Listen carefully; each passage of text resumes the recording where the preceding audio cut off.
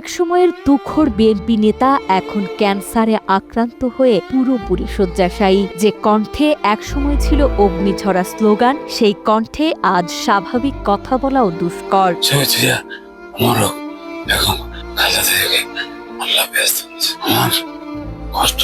ফেনীর ফুলগাজী উপজেলার ফতেপুর গ্রামের মোহাম্মদ শাহজাহান ওরফে সবুজ মেম্বারের জীবনের নির্মম বাস্তবতা এটি। স্কুল জীবন থেকে ছাত্রদল, যুবদল ও জাসাসের গুরুত্বপূর্ণ দায়িত্ব পালন করা এই নিবেদিত প্রাণ আজ মরণব্যাধি ফুসফুস ক্যান্সারের কাছে বড় অসহায়।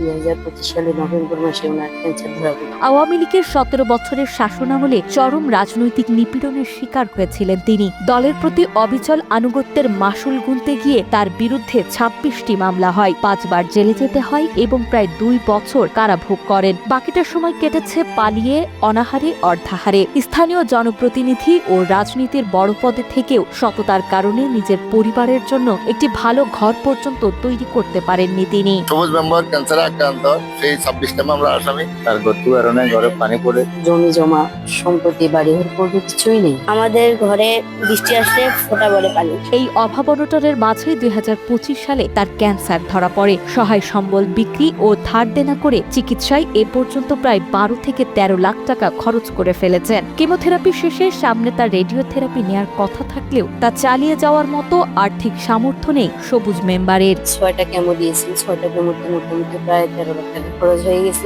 জীবনের এই কঠিন সময়ে এসে নিঃস্ব সবুজ মেম্বার দল ও সরকারের সহযোগিতা কামনা করছেন। আজীবন দলের জন্য ত্যাগ স্বীকার করা এই নেতা প্রধানমন্ত্রী ও দলীয় নেতাকর্মীদের কাছে নিজের সুচিকিৎসা এবং বেকার সন্তানদের কর্মসংস্থানের আকুল আবেদন জানিয়েছেন।